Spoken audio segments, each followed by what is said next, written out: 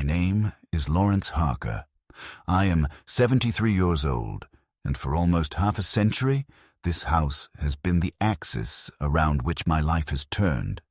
Though lately, I feel more like a guest than the master of its walls.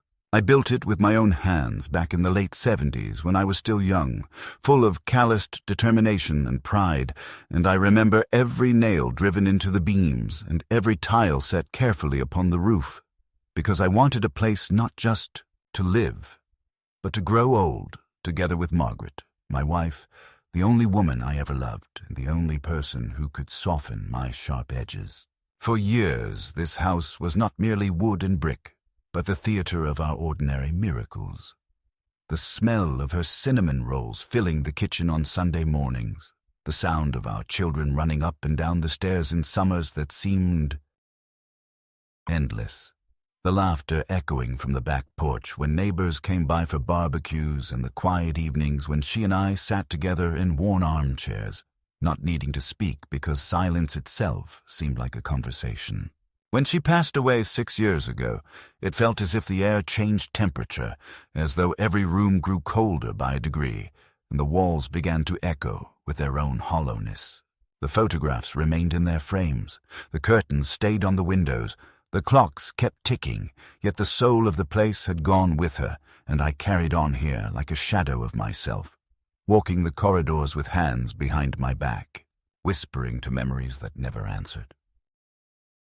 The children had long since grown and built lives of their own, at least on the surface, because what really happened was that they built distances that kept stretching wider every year, distances I once thought were only temporary, but which have turned into chasms I no longer know how to cross. My daughter lives 2 states away with her husband, rarely calls, and when she does, the conversations feel like obligations. Quick questions about my health and reminders about medications, words delivered with mechanical care, but without warmth. My son, Daniel, remained closer, at least in miles, living in the same city, and for a while I thought that might be my salvation, a chance not to feel so unbearably alone. But over time I began to realize that proximity does not guarantee love, and blood does not guarantee respect. In the beginning, I was glad when he came around more often, usually with the excuse that it was hard to keep up with rent or that his job had once again been swallowed by layoffs or debts. And as a father, I told myself that giving him a couch to sleep on or a meal to fill his stomach was not just duty, but a kind of repayment for all the joy his birth once gave me. I convinced myself that Margaret would have wanted it this way, that helping our son even at his age was still an act of love. Because you never stop being a parent, no matter how gray your hair or how lined your face. But I noticed small things that unsettled me, though at first I refused to give them names. The way he wandered through rooms as if assessing them, the way he moved my wife's framed photo from the mantel to a corner shelf without explanation, the way his laughter sometimes carried a note of superiority when I struggled to rise from a chair because of my knees. I told myself not to overreact, that sons sometimes change when they get older, that perhaps he was only frustrated with his own circumstances and it bled into his behavior at home. The truth I resisted was that he no longer saw this place as mine, but as a resource waiting to be consumed. And he no longer saw me as a father, but as an obstacle standing in the way of his own comfort. Yet at that time, before things escalated into open cruelty, I lived in a state of uneasy denial, continuing my routines like a man walking a tightrope while pretending the ground was not rushing up beneath him. I would wake early, as I always had, and brew coffee just the way Margaret taught me. 3 scoops, water brought almost to a boil, but not quite. Poured slowly in circles to release the scent that once filled her kitchen. I would toast a single slice of bread, spread it with peanut butter, sit at the same oak table where she once placed flowers in a vase, and try to let the ritual disguise the emptiness. Sometimes I would sit for an hour with the newspaper unfolded, pretending to read, though in truth I was watching the patterns of light creep across the floor and listening to the faint sounds upstairs, reminding myself I was no longer alone in this. House, but not entirely certain whether that was a blessing. When you are an old man, you begin to measure your days not by achievements, but by what small fragments of dignity you can hold on to. Mine became simple. To keep the lawn trimmed because Margaret hated overgrown grass, to keep the porch swept because she liked to sit there in summer evenings, to keep the furniture polished because dust seemed like disrespect. I did these things less for myself and more as an ongoing conversation with her memory, as though by keeping the house orderly, I could convince her spirit to linger. But even these modest acts sometimes became points of friction, because Daniel would dismiss them as pointless chores, saying, "Why waste energy on a house that's falling apart? You should let me handle things, Dad."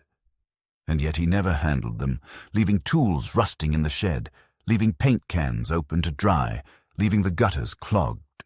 Slowly, the house began to reflect his neglect rather than my devotion, and it frightened me how quickly decay spreads once respect is gone. What pained me more was the erosion of conversation. Where once there had been easy words between us, now there were long silences filled only by the sound of the refrigerator humming or the television that he turned up too loud. When he did speak, it was often sharp, laced with a kind of contempt he didn't bother to hide. He criticized the way I walked, the way I repeated myself, the way I stored food in the pantry, and I found myself shrinking inside my own skin, biting back replies, choosing silence because arguing only deepened the humiliation. Nights were the worst. I would sit in the living room chair, the same chair where Margaret used to knit, and listen to him pacing upstairs, his phone conversations filled with laughter and schemes I barely understood, and I felt like a tenant instead of an owner, like someone whose presence required justification. And yet, because he was my son, because I remembered him as a little boy running barefoot in the yard, because I once lifted him onto my shoulders to watch fireworks on the 4th of July, I kept making excuses in my mind, telling myself that this was a phase, that under the roughness was still the boy who once clung to me when he had nightmares. A father's heart is stubborn in its loyalty, even when logic demands otherwise. I wanted so badly to believe that beneath the hardened exterior there was gratitude, maybe even love, waiting to reappear if only I endured long enough. So I endured. I endured the slammed doors, the mocking laughter, the way he took over the largest bedroom and left me in the smaller one, the way he invited strangers into the house without asking, the way he referred to the place as our home in conversations with others, as though ownership had already shifted. I endured it all, telling myself I could weather the storm because the alternative, admitting that my own flesh and blood had turned into my tormentor, was too painful to face. This is the state in which my days passed. A man who once built a home of love reduced to a lodger of tolerance, walking through hallways lined with photographs of better years, trying not to hear the voice upstairs that reminded me with every word that the house was slipping from my control. I lived between memory and fear, between loyalty and shame, unable to decide whether I was protecting him from the world or myself from the truth. And yet, even in that quiet erosion, there was a flicker inside me that refused to die, a whisper that said this was still my house, that I had not spent my life laboring only to surrender it to disdain. At the time, I didn't know that this flicker would soon become fire, that the day would arrive when his words would cross a line so deep it could never be uncrossed, and that in defending my dignity, I would reclaim not only the house, but the very sense of who I am. It was a Tuesday afternoon, late summer, the kind of day when sunlight pours through the windows in heavy golden beams, and dust motes drift lazily in the air. And I remember because I was sitting at the kitchen table trying to work through a crossword puzzle while the cicadas droned outside, when Daniel came down the stairs with a folder tucked under his arm and a look on his face that immediately unsettled me. He had shaved that morning, which was unusual, and he wore a collared shirt instead of his usual T-shirt, as though he were dressing for a performance, and his voice carried a peculiar confidence that did not belong in this house, a tone that seemed borrowed from lawyers or landlords, not from sons speaking to fathers. He dropped the folder on the table in front of me with a thud that made my coffee ripple, and without preamble he said, "We need to make things official." I stared at the papers without touching them, already feeling my chest tighten because I sensed what they were even before I looked closely. He flipped the folder open and spread out several documents across the table, gesturing with the certainty of someone who believed he had already won. "This is a lease agreement," he explained casually, as though we were two business partners reviewing contracts. "So everything will be clear from now on. You sign here, and it guarantees me rights to the house. It'll protect both of us, Dad." His smile was thin, rehearsed, the smile of a man hiding a blade behind his back. My eyes scanned the pages, and the words leapt out like warnings. Tenancy, possession, transfer, relinquish. My name was printed in the margins, but it appeared in the wrong places, not as owner but as occupant, not as father but as tenant, and a sickness rose in me, a mix of rage and disbelief, because here it was in black and white. The house I built, the walls I raised with my own hands, had been reduced to legal lines that threatened to erase me from my own life. I pushed the papers back toward him, my hand trembling, and told him I didn't understand why this was necessary, that the house was mine and would remain mine until the day I died. He leaned forward, his elbows on the table, lowering his voice as though confiding a secret, but in truth sharpening a weapon. "You don't get it, Dad," he said. "You're not young anymore. The world doesn't work the way you think it does. If you don't make things official, other people can take advantage of you. I'm protecting you. I'm protecting this house." His words were smooth, but beneath them I heard the unmistakable sound of contempt.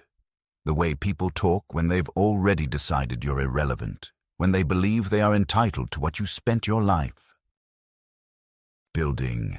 I told him I didn't need protection, that I had lived in this house for over 40 years without anyone questioning my right to it, and for the first time in all those months of tension, he dropped the mask completely. His smile vanished, his eyes hardened, and he said in a voice that will echo in me until my last day, "If you want to stay here, then get on your knees and sign it." Time seemed to stretch in that moment, the room blurring around me as though the air itself recoiled. I looked at my son, the boy I once carried on my shoulders through parades, the boy I once taught to ride a bicycle, now standing over me demanding submission like a conqueror over spoils, and I felt something crack inside. Not just humiliation, but a deeper shattering, the realization that the bond between us had been corrupted beyond recognition. He didn't say it in jest. He didn't say it as a slip of anger. He meant it. He expected me, his father, to kneel before him as if I were nothing more than a squatter in my own home. I sat frozen, my pen still lying on the crossword puzzle where I had been searching for a 7-letter word for betrayal. And how bitterly ironic that now the answer was spelled not in ink, but in blood. I asked him quietly if he understood what he was saying, if he had any sense of the cruelty in those words. He shrugged, dismissive, and repeated, "Get on your knees, Dad. It's the only way." He wanted to see me humiliated, broken, diminished to a supplicant. For a brief second, I wondered if he was testing me, if somewhere in his hardened heart he still wanted me to resist so he could respect me again. But when I met his gaze, I saw no flicker of doubt, only cold determination. I told him I would not sign, not now, not ever. His face twisted into a sneer, and he stood, gathering the papers with a snap, shoving them back into the folder. "Suit yourself," he said, his voice dripping with menace. "But remember this conversation, because you're not the one in control anymore. If you think you can stop me, you're wrong. I can make your life very uncomfortable. Don't test me." With that, he stormed out of the kitchen, the sound of his footsteps heavy on the stairs, the slam of his door upstairs reverberating through the house like a verdict. I sat there long after, staring at the place where the papers had lain, feeling the weight of what had just happened. The kitchen around me seemed alien, as though the furniture had shifted in the wake of his words. The walls felt closer, the air heavier, and my hands would not stop shaking. I thought of Margaret, of what she would have said if she had been alive to hear her son demand that his father kneel for permission to stay in his own home. I could almost hear her voice, full of both sorrow and fury, and for the first time in years I felt her absence not as silence, but as a scream. That night I hardly slept. I lay in bed staring at the ceiling, listening to the creaks of the house, the occasional muffled sound from his room above, and my mind spun with questions that had no answers. How had it come to this? When had the boy who once looked up to me with trust turned into a man who looked down on me with contempt? I tried to trace the steps backward, to find the moment when our path had split, but all I could see were fragments. The day he first asked for money and I gave it without hesitation. The day he said he needed a place to stay and I opened the door. The countless times I told myself it was temporary, that he just needed time. And now, here we were, my kindness twisted into leverage, my generosity turned into weakness. The phrase repeated in my head, relentless, burning, "Get on your knees if you want to stay." It was not just a threat, it was a declaration of war, a rewriting of our relationship, a line drawn in ash that I could never erase. And in the quiet hours before dawn, while he slept upstairs secure in his belief that he had broken me, I felt something inside harden. I realized that I could no longer excuse, no longer endure, no longer cling to illusions of reconciliation. He had revealed himself fully, and in doing so, he had freed me from the chains of denial. I rose before sunrise, walked through the silent rooms, and touched the walls as though asking them for strength. The house was mine, not because papers said so, but because it was built by my hands, my sweat, my love, and no one, not even my own blood, could strip that truth away. I did not yet know how I would resist, but I knew that I would, and that his demand for my surrender had instead ignited my resolve. What he believed was the moment of my defeat had, in truth, become the catalyst of my rebellion. In the days that followed his ultimatum, the air in the house seemed to thicken with hostility, as if the walls themselves were absorbing his anger and returning it in faint echoes that haunted me from morning to night. Daniel no longer bothered with pretense, no longer softened his words with even the faintest suggestion of respect. Instead, he began to move about the house with the heavy certainty of someone who believed himself to be master, slamming doors when he pleased, turning on lights and leaving them blazing long into the night, dropping his shoes in the hallway where I would stumble over them, and speaking to me with a tone that carried less affection than one might grant to a stranger encountered on a bus. The transformation was not sudden, but incremental, yet it was relentless, and I found myself watching as each day stripped away another thin layer of dignity, until even the simplest acts of living seemed subject to his control. The first blow came quietly, but cut deeper than I expected. One afternoon I went to the pantry to fetch a jar of coffee, only to find that my carefully arranged shelves had been rearranged, Margaret's old jars of spices pushed into the back, the flour canister gone, the packages of tea I favored replaced by his boxes of instant noodles and sugary snacks. When I asked where the flour had gone, he shrugged and said he had thrown it out because it was pointless to keep relics of the past. Relics of the past. That was how he described the ingredients my wife once used to bake bread that perfumed the house on winter evenings. The same bread that had filled his boyhood stomach when he ran in from the cold. His words struck me like stones, and though I wanted to argue, to tell him those jars were not just containers, but vessels of memory, I remained silent, because I knew he was not interested in my grief or my traditions.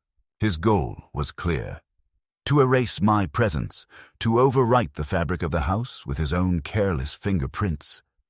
Soon it was no longer just the pantry.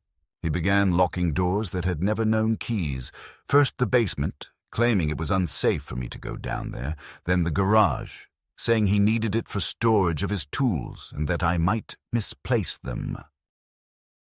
When I asked for a key, he laughed as though it were a joke and told me that old men had no business fiddling with things they could not handle. My tools, hammers, saws, drills, that I had used to build half the furniture in the house, were suddenly out of my reach, locked away behind a door I could no longer open.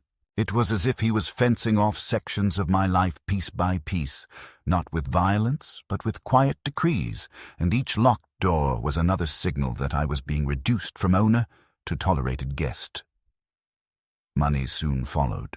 Daniel began dropping hints about his debts, how difficult it was to keep up with bills, how credit card companies hounded him, how his car payments were swallowing him whole. At first I offered small help, the way I had in years past, handing him a couple of $100 to ease the sting. But within weeks the amounts he requested swelled into thousands, and when I hesitated, saying I had my own expenses and limited savings, his face darkened. He told me that if I wanted peace in the house, I should cooperate, that after all he was the one keeping things in order now, that without him I would end up in some home where strangers would spoon-feed me. The cruelty of his words was deliberate. He knew my greatest fear was to be abandoned to an institution, stripped of my independence, my memories boxed into a sterile room. To wield that fear against me was not merely unkind. It was merciless, and in those moments I saw not my son, but a predator circling, measuring how far he could push before I broke. I began to notice small humiliations woven into the fabric of daily life. At meals, he would serve himself first, piling meat onto his plate and leaving me with scraps, justifying it by saying I had to watch my diet anyway. When I asked for milk for my coffee, he smirked and told me I should be drinking water because milk was too expensive for someone who barely needed nutrition. Once, when I set the table with the old china Margaret and I had saved for special occasions, he deliberately dropped a plate into the sink with a crash and said it was time to stop clinging to grandma junk. Each incident alone might have been tolerable, but together they formed a pattern, a campaign of erosion aimed at breaking down the pillars of my identity. The evenings grew worse. He began inviting his friends into the house, men in their 30s who laughed too loud, who brought cheap beer and left empty bottles scattered on the porch, who played music that rattled the windows late into the night. I would retreat to my bedroom, the one corner left to me, and sit in the dark listening to their voices downstairs, the sound of my son boasting, mocking, sometimes even mentioning me in tones of ridicule. The old man still hanging on, or he doesn't even know half of what's going on. Laughter would follow, and though I could not hear every word, the message was unmistakable. I had become an object of amusement in my own home. And then there was the night when, thinking I had gone to sleep, he spoke to one of his friends with unguarded pride. I heard him say that soon the house would be his, that the old man was too weak to resist, that all it would take was a little pressure to push me into signing, and then everything would belong to him. He laughed and added that I was already half gone anyway, that nobody would question it if he claimed I was losing my mind. Those words were like acid poured into my ears. I sat in the darkness of my room, my fists clenched, my breath shallow, and for the first time I felt not just sadness but terror, because I realized this was not simply a matter of disrespect, but a plan, a deliberate intention to strip me of everything I owned, to recast me not as a father deserving care, but as an obstacle to be removed. The next morning I confronted him, asking if he truly believed I was incapable of managing my own affairs. He stared at me with mock sympathy and said, "Dad, you forget things all the time. You repeat yourself. You lose track of your medicine. It's only a matter of time before someone notices. I'm just making sure we're prepared. Prepared for my downfall, for my erasure." The arrogance in his tone chilled me, because it was not an impulsive outburst, but a carefully constructed narrative, a story he was already rehearsing, one in which I was cast as the frail, senile parent unfit to hold onto property or money. I began to withdraw, not out of weakness, but out of necessity. I stopped eating meals with him when I could avoid it, preferring to make a sandwich in the afternoon when he was out, retreating to my room earlier each evening, locking the door not for privacy, but for safety. Yet even there, in my last refuge, he found ways to intrude. Once I returned from the bathroom to find my dresser drawers disturbed, my papers shuffled, as if he had been searching for documents while I was gone. Another time he mentioned details about my bank account that I had never shared, a sign that he had either rummaged through my files or intercepted mail. Each discovery tightened the vice around me, and I realized that his campaign was no longer merely psychological, but practical, a steady gathering of weapons to use against me.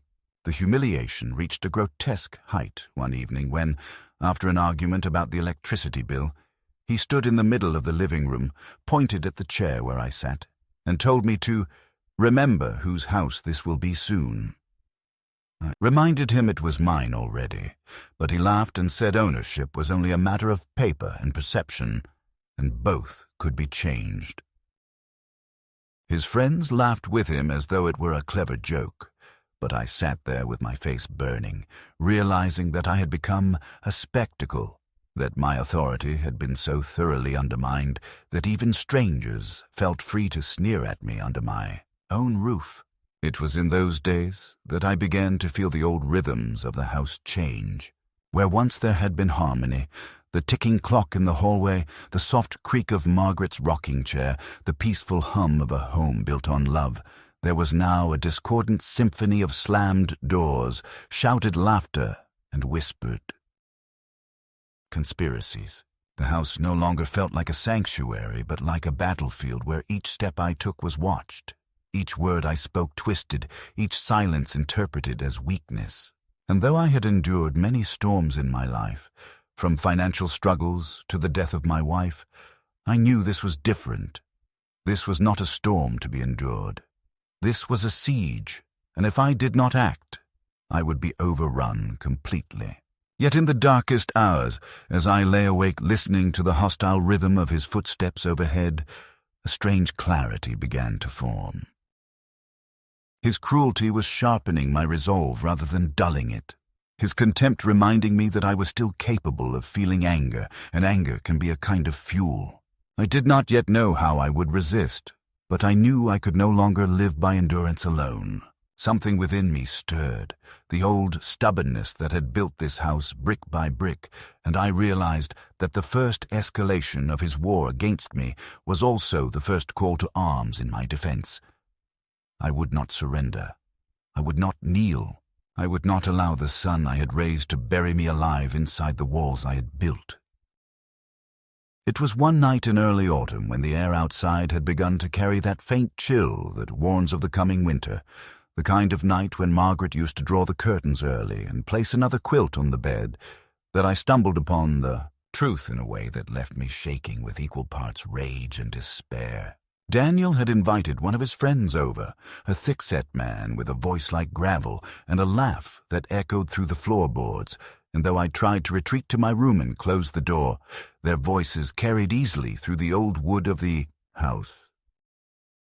I had become accustomed to the sound of their drinking, the clatter of bottles, the careless stomping of boots on the floor, but this time their conversation cut through me like a knife because it was about me, and there was no mistaking the words. I heard my son boasting, his voice slurred with alcohol yet brimming with triumph, telling his friend that it was only a matter of time before he owned the place outright, that the old man was already half senile, that once he had the right papers in, and he could make sure I had no say in anything. His friend chuckled and asked what he would do then, and Daniel replied with a kind of cruel glee that he would finally renovate the place, tear down the old photographs, rip out the museum pieces, and turn the house into something worth living in. I stood behind my bedroom door, my heart pounding so loudly I feared they might hear it.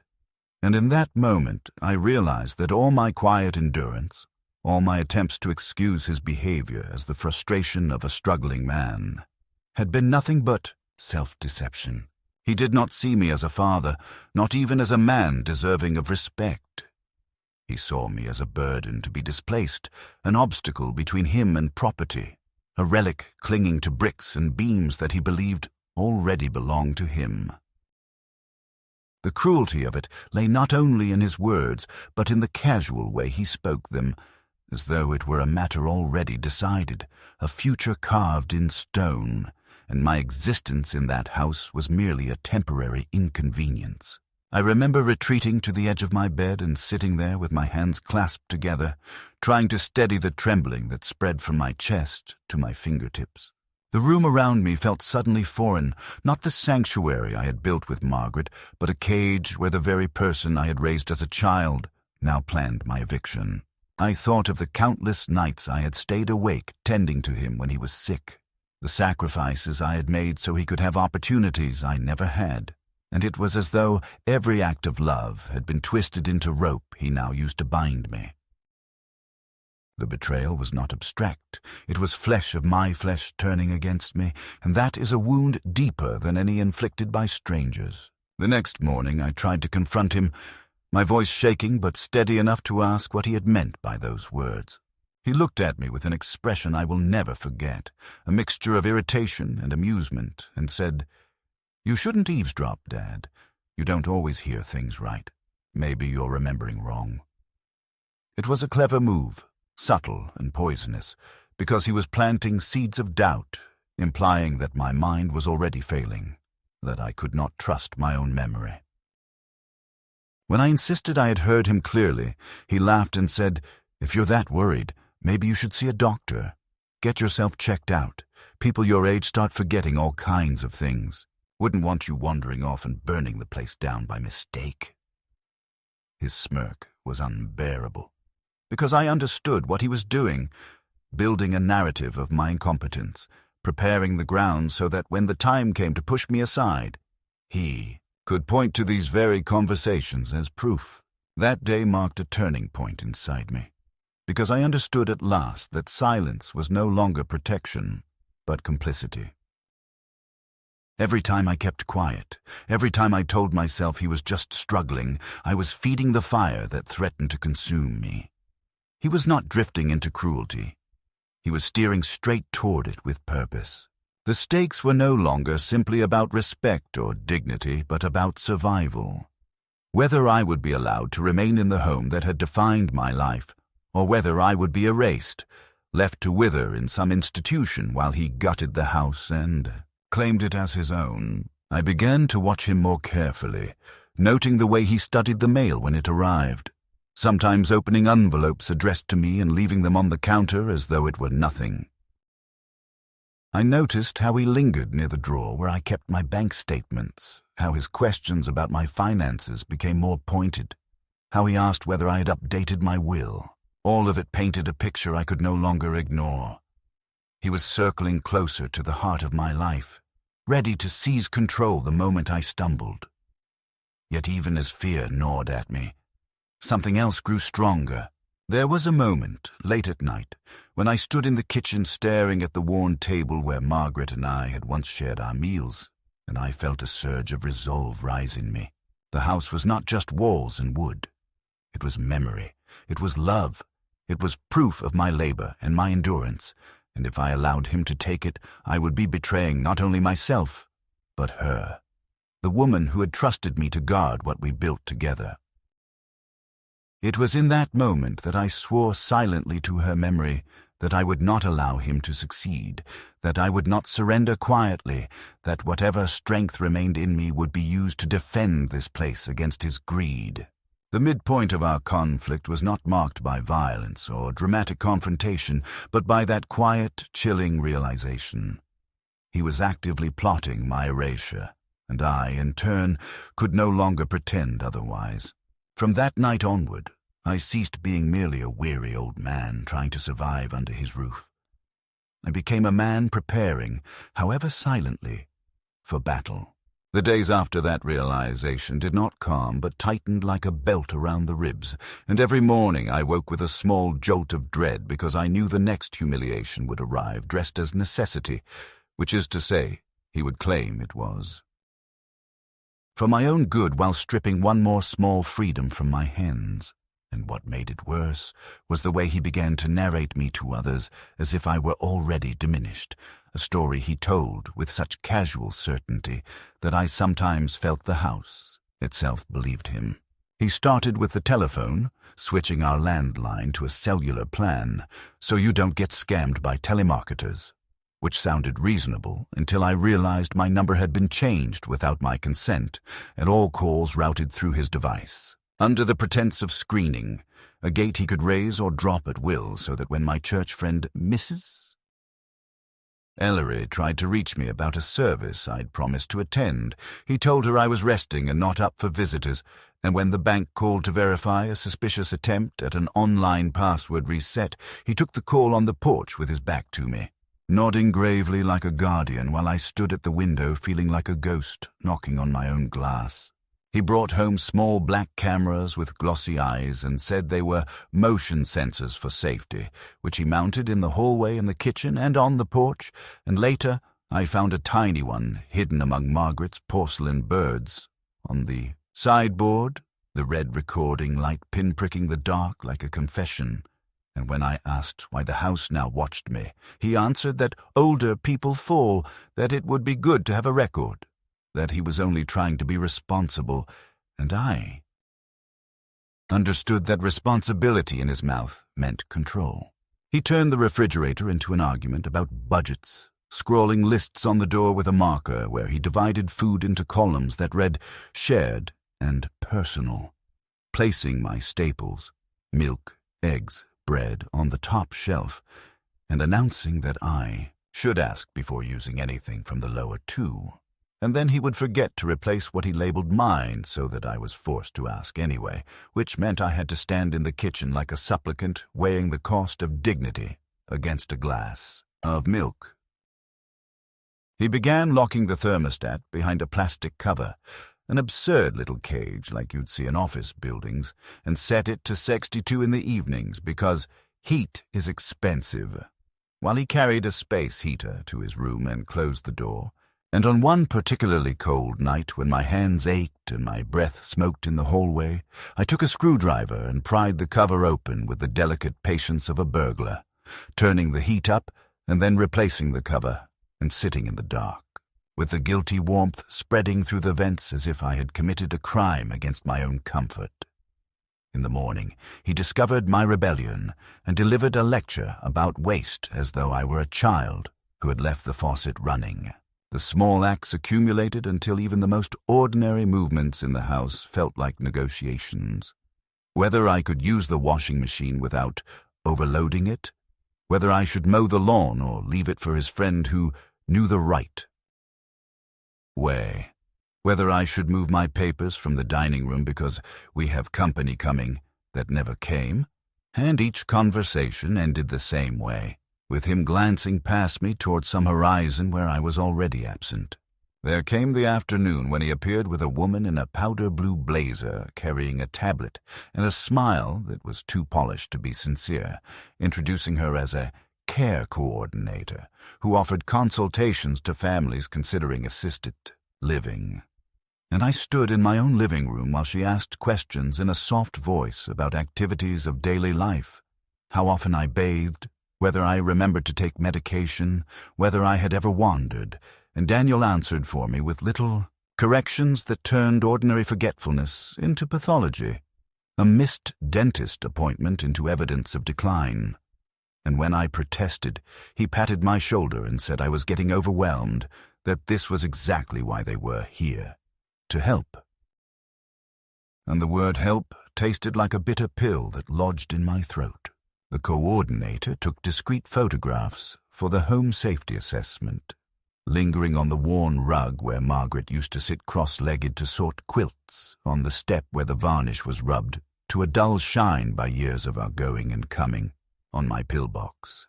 And I realized the inventory of my life could be turned into a case file without my permission.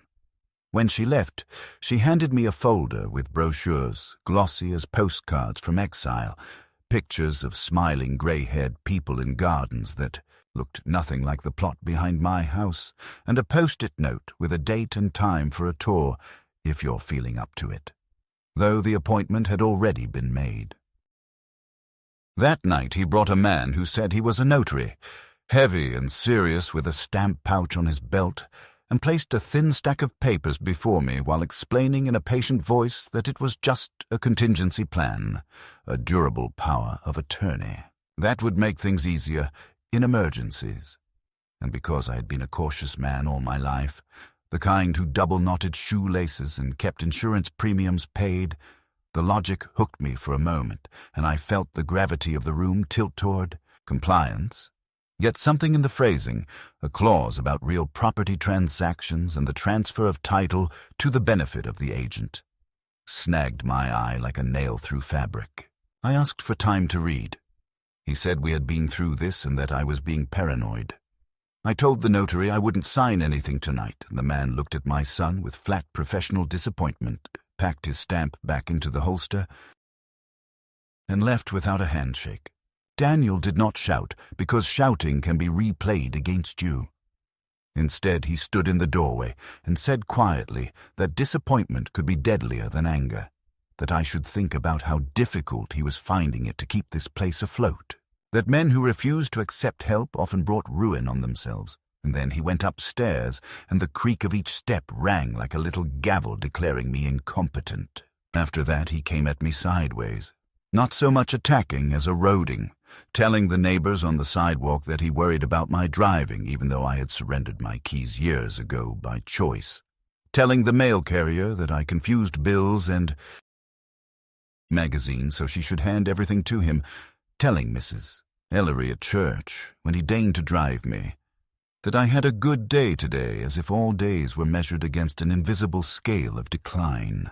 He began to act as if my memories were suspect even when they were small and precise, such as the time I mentioned Margaret's apple pie needing tart fruit, and he corrected me, saying she always used whatever was cheapest, which I knew was untrue, because she had insisted on Northern Spy apples for the crust, and would walk an extra mile to find them, a devotion he now revised into thrift, because in his world all fidelity must be converted into cash terms, or it does not count.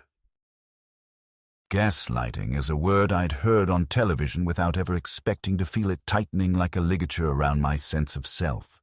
But I felt it then, subtle and steady, and sometimes I had to sit with my hands flat on the kitchen table and name things out loud. This table is oak. I sanded it in 1981. That picture is of Margaret at the county fair with the blue ribbon for quilts, just to remind the room and myself that I had not walked into a stranger's house and mistaken it for mine. Money, that constant undertow, showed its teeth again when he arrived with a printout of my bank balances he should not have had and announced that the cost of home maintenance was unsustainable, pointing to repairs that existed mostly in his imagination and presenting a spreadsheet that looked official enough to withstand my outrage, a parade of projected costs for roof, plumbing, insurance, all ending in the same neat solution. Sell now, downsize, let him handle the proceeds for my care. Because he knew a guy who could invest safely. When I asked how he knew my balances, he shrugged and said the bank had worried about fraudulent activity and reached out to him as next of kin. I told him banks did not work that way.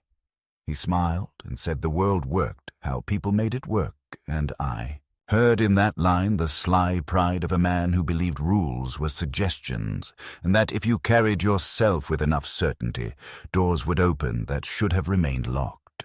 He mentioned my will as if it were a document already rewritten and referred to our estate, the pronoun a little theft that sent heat to my face, and then he launched into a monologue about opportunity, how buyers were eager, how inventory was tight, how waiting would be irresponsibility bordering on madness, and I realized that he had been meeting with a realtor when he thought I was asleep because he used phrases like comp set and seller credits that did not live in his natural speech.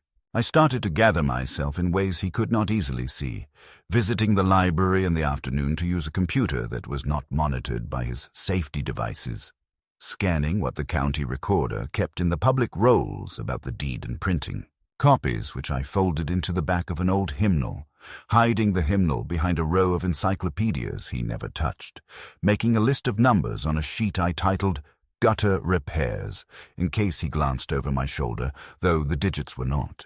Repair quotes but the telephone numbers of legal aid, the church deacon, and the post office box I rented under the pretense of protecting packages from porch thieves. I went through my desk and removed the critical papers, title, insurance policies, Margaret's ring appraisal, and slipped them into a manila envelope I tucked beneath the lining of a suitcase I knew he considered too shabby to steal, and I changed the memory code on the small lockbox where I kept our marriage license from our anniversary date to the serial number on my father's pocket watch, because Daniel would never think to ask about a history he had made a sport of forgetting. When I moved through the house, I did so with a different posture, as though I were walking not only among rooms but among possible futures, rehearsing what I would say to a police officer if one arrived at my door with a welfare check, practicing steadiness in my voice, the facts in their correct sequence, the refusal to be baited into an old man's quaver.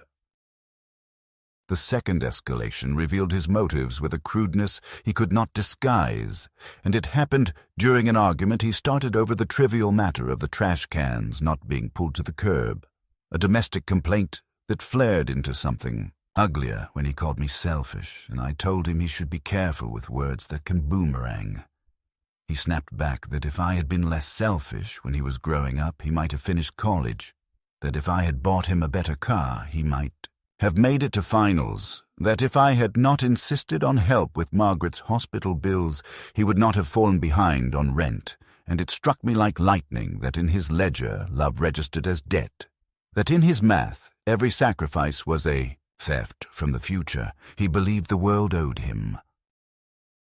He admitted, with that reckless pride liquor brings, that he owed people who don't wait, that a man had come to the house once when I was at church and leaned in the doorway to look past him at the living room and asked whether the old fellow kept cash, and Daniel said it was all under control, but his eyes darted to the side the way they did when he lied as a teenager, and I understood that property had become not a home to him, but collateral, that he had measured our life in auction lots, that he was desperate enough to sell me as part of the furniture if he could find a legal clause to justify it. He tried another tack the week after, staging a kindness that was more frightening than his anger, waking early to cook eggs and toast and setting them in front of me with a little flourish, speaking in a tone so gentle it made my skin crawl, telling me he had been hard on me and wanted to start over, and for 10 minutes I almost saw the child he had been, the boy who would run through the yard with a stick like a sword and collapse on the grass, panting and grinning at me. Then he slid an envelope from beneath the placemat and asked if I would do him the simple favor of signing a letter to the mortgage company authorizing him to discuss the loan on my behalf, just to clear up a few items, and the eggs turned to ash in my mouth, because the performance was so calculated that I felt a vertigo of grief, the realization that my memories of him could be conscripted into tricks. I told him gently that I would not sign. He nodded as if he had expected that answer, gathered the dishes with a smile, and then, as he turned away, said in a voice stripped of honey that I was making this harder than it needed to be, and that difficulties had a way of resolving themselves, which sounded too much like a threat to be anything else. Every night I listened more carefully and learned the rhythms of his life the way one learns the habits of a dangerous animal, noting when he slept deepest, between 2 and 4, by the hush that fell over the upstairs hallway, and where he hid things, because people repeat themselves even when they think they are being clever. He kept a battered metal cash box on the top shelf of his closet beneath a roll of sweaters he never wore, and inside it I once glimpsed when the closet door stood open and he hustled past me with a laundry basket, a set of keys on a ring labeled with a sticker B, which I suspected stood for basement, and a folded sheaf of envelopes bound by a rubber band that looked too official to be mere junk mail. He had bought a cheap fireproof safe and kept it under his bed, the kind with a keypad that beeps when you press the numbers, and sometimes, late at night, I could hear the pattern like a faint melody through the floorboards, the tones climbing and dropping, 4 notes, a pause, then 2 more, and I recognized the clumsy pride that had marked many of his passwords from boyhood, pins that traced dates important to him rather than to anyone else. And I thought of the date he considered his real birthday. Not the day on his certificate, but the day he won the county basketball semifinals and announced at dinner that this was the day he became himself. I did not yet know whether the lease he had thrust at me still existed in paper form, or whether he had drawn up a new version better suited to the story he wanted to present.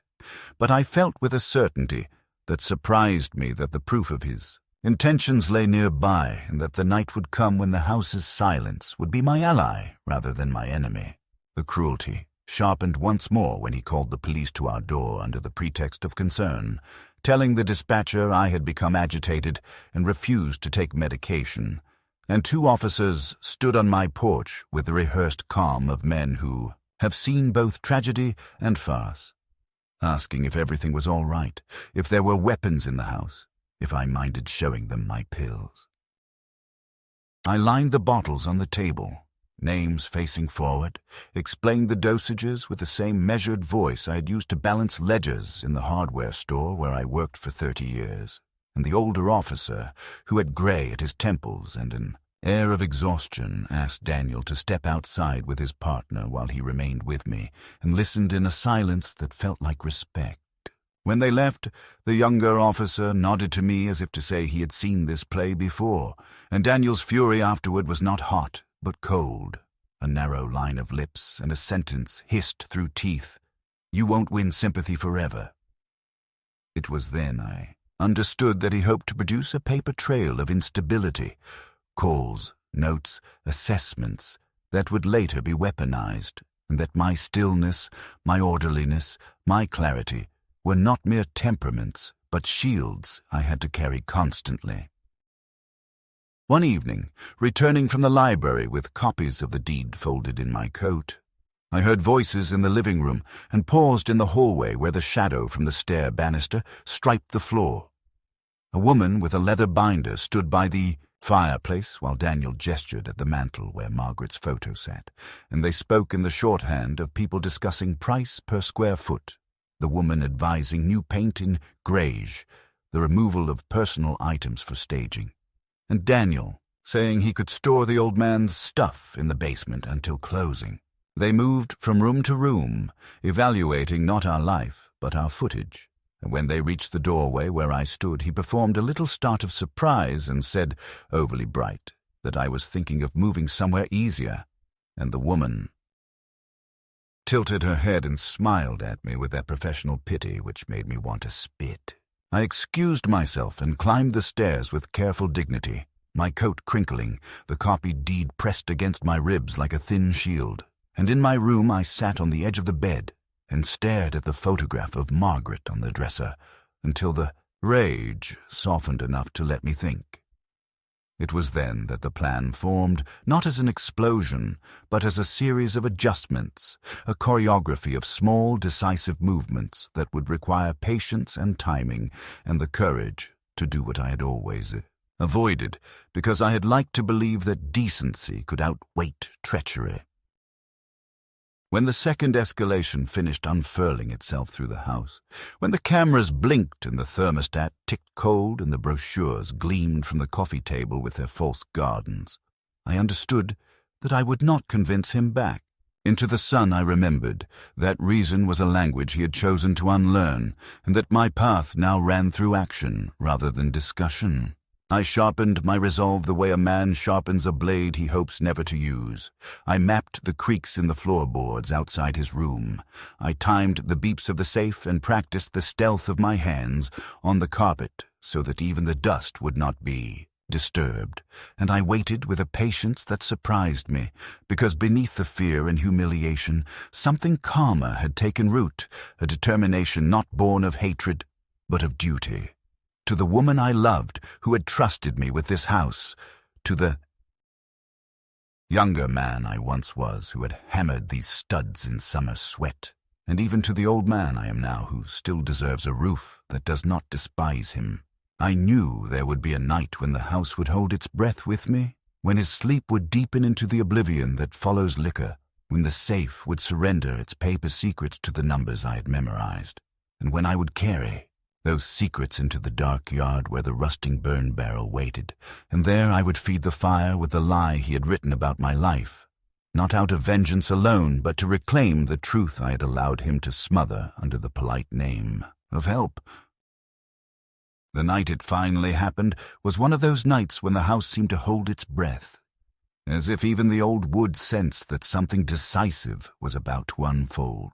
Daniel had drunk himself into that deep, heavy sleep that comes only after a long evening with the bottle, and I knew because I had stood at the bottom of the stairs and listened to the silence that followed his door slamming shut, the silence broken only by a sudden thud of his shoes hitting the floor and the occasional cough that told me his chest was thick with liquor and fatigue.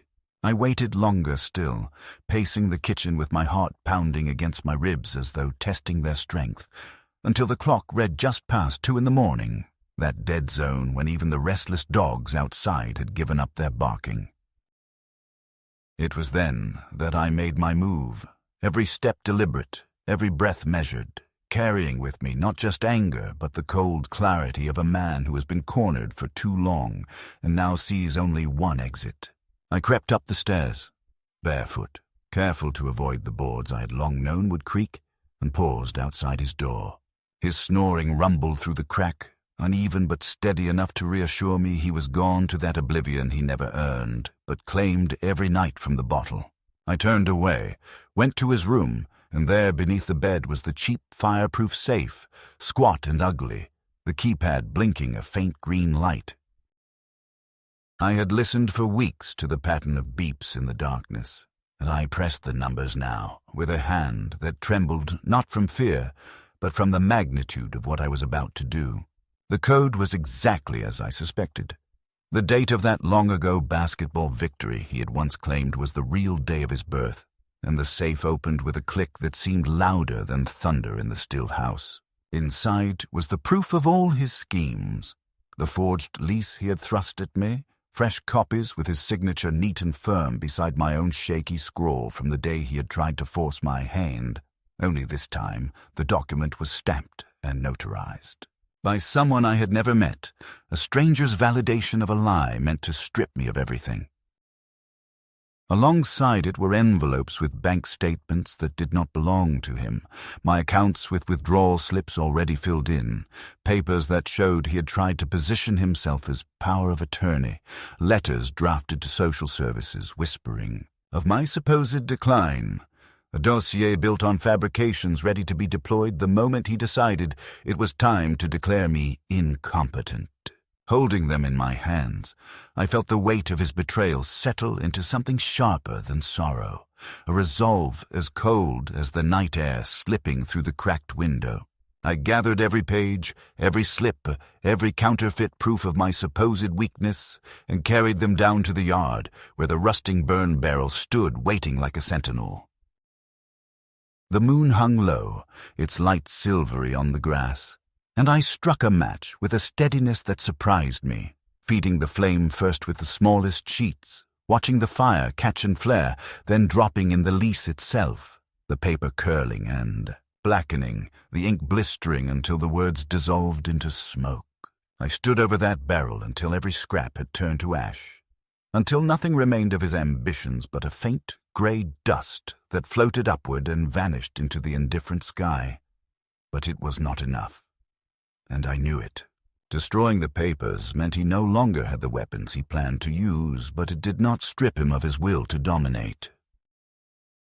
He would wake in the morning, furious, tearing through the room for his missing documents, and he would suspect me at once, and then the war would break open fully, And so I did what I never thought myself capable of. I took the lease that had been hidden in the drawer of my desk, the copy he had made me sign under duress, and I tore it into long, ragged strips, letting them flutter into the fire one by one until the last fragment of my coerced surrender was nothing but embers. I returned to the house, my hands smelling of smoke, and sat at the kitchen table, waiting for dawn. When Daniel came down, bleary-eyed, the smell of char still clinging to the air, he knew instantly. His eyes darted, wide and wild, and he demanded to know what I had done.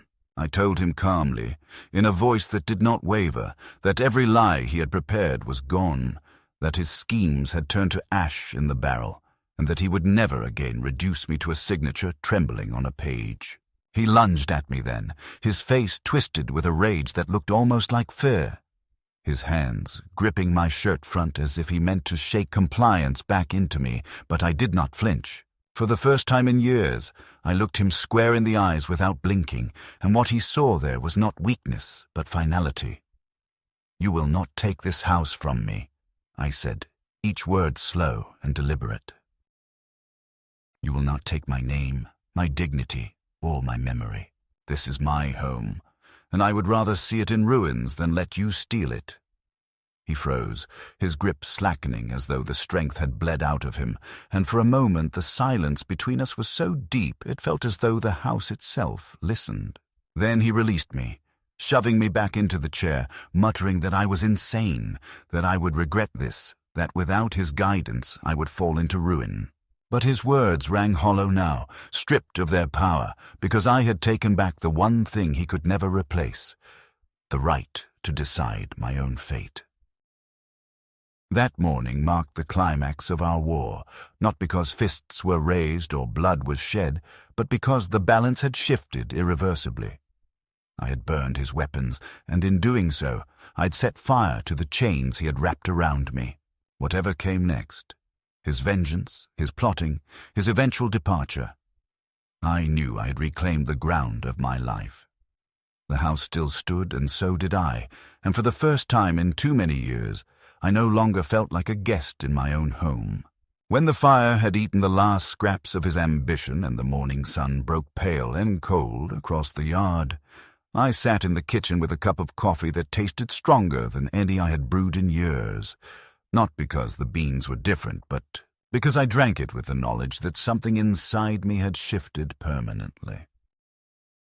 Daniel moved through the house that morning like a storm without thunder, slamming doors, searching drawers, pulling cushions from chairs as though the missing documents might have been misplaced rather than destroyed, and each time his eyes met mine, I held his gaze until he turned away, unable to find in me the trembling submission he had once counted on. He shouted that I was ruining both our lives, that I was too old to manage, that the world would devour me if he did not stand between me and it, but his voice rang empty in the air because I had seen the truth of his intentions and burned them to ash, ash, and there was no going back to the illusion of care he once used as a mask. The days that followed were heavy with tension, yet I walked with a steadiness that surprised me, rising earlier than him, sweeping the porch, trimming the hedges, restoring to the house the quiet order he had tried to replace with chaos. He threatened to call the authorities again, to tell them I was dangerous to myself, and I answered simply that he was welcome to try, because I had already spoken to the lawyer whose card I had tucked away months ago, and to the pastor who knew my mind was as clear as ever, and even to the neighbor who had seen me mow the lawn and share conversations with perfect coherence. The lies he had prepared had no soil to root in anymore, because I had anticipated them and armed myself with proof of my sanity. Each time he tried to loom over me, I reminded him with calm words that the house was mine, the deed secured, the will rewritten with protections that left him no claim, and the more I spoke these truths aloud, the smaller he seemed, as though stripped of the shadows in which his power had grown. One evening, perhaps a week after the night of the fire, he came into the living room while I was polishing the frame of Margaret's photograph, and he stood there watching me for a long moment before he said, in a voice softer than I had heard in years, 6 years, that he had only wanted to make things easier, that he was drowning in debts I could never understand, that his anger had come from desperation rather than malice. For the briefest heartbeat I almost believed him, because the lines of weariness in his face were real, and because the part of me that had once carried him on my shoulders still longed for reconciliation. But I remembered the smirk when he told me to kneel, the forged papers, the staged kindness at the breakfast table, the realtor touring the house as if it already belonged to someone else, and I knew that sorrow does not erase betrayal, and that forgiveness cannot be given to someone who only repents because they have lost. I told him quietly that I wished him no harm, that I would always hope he found a better life, but that he would no longer live in this house, and his answer was silence so thick I could hear the air leave his lungs before he turned and walked. Upstairs, 2 days later, he was gone. He left behind a mess of clothes, a few empty bottles, and the bitter smell of resentment that clung to the walls for a time, but the house itself seemed to breathe easier, the way a room smells fresher once a window is opened. I did not chase him, did not call to demand a forwarding address, did not beg him to return. I let the silence settle and fill the corners where his noise had lived, and in that silence I found something close to peace. The cameras came down one by one. The thermostat cover went into the trash. The pantry was restored to its order, and for the first time in years, the rooms felt like mine again, not because of ownership written on paper, but because my spirit once more inhabited every corner. I walked from room to room, speaking aloud the names of things: chair, table, rug, window, bed. Not to prove my memory, but to reclaim them from the shadow of his contempt, and with each word the house felt warmer, as if Margaret herself had drawn a quilt across my shoulders. I know the world outside has changed, that neighbors gossip about the son who vanished, that bills still come and life still demands its steady toll. But what remains is the certainty that I did not yield, that I did not surrender the last sanctuary of my life to greed disguised as help. I have no illusions about loneliness. The evenings are still quiet, and sometimes the silence stretches too far, but it is a silence I choose, not one imposed on me by fear or humiliation. I tend the garden again, planting late bulbs that will bloom in spring, and when I sit on the porch with my coffee, I imagine Margaret's laughter drifting on the wind, and I tell her that the house is safe, that I kept my promise, that even against our own blood I held the line. Perhaps one day Daniel will return, not with papers or demands, but with a genuine wish for forgiveness, and if that day comes, I will listen, though I cannot say what my answer will be. But until then, this house is mine, not just in deed, but in spirit, and each creak of the floorboards, each tick of the hallway clock, each breath of air through the open window is a reminder that I endured, that I resisted, that I remained. In the end, that is enough.